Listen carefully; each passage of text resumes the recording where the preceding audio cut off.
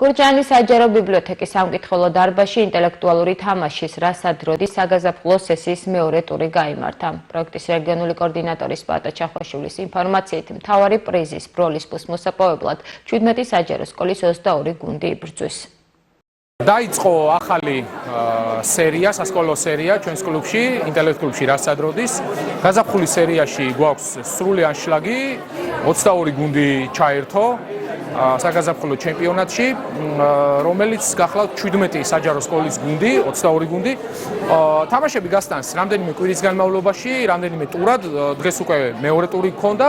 4 ტურის შემდეგ გამოვლინდება ფინალისტი 6 გუნდი და მერე უკვე გვექნება საჩემპიონო თამაში, სადაც გაზაფხულის ჩემპიონი, საუკეთესო მოაზროვნე, ასევე მეორე მესამე ლოსანი გუნდები გამოვლინდებიან. აქვე ვიხელთებ დროს და მადლობას მოუხდით თამაშის ორგანიზატორებს, გურჯაანის მუნიციპალიტეტის მერიასა და საკრებულოს, რომ ასეთი შანსი მისცეს ჩვენს გამორჩეულ ახალგაზრდებს, ასე რომ წინ საინტერესო თამაშები გველოდება. წარმატებებს უსურვებ ყველა მონაწილეს.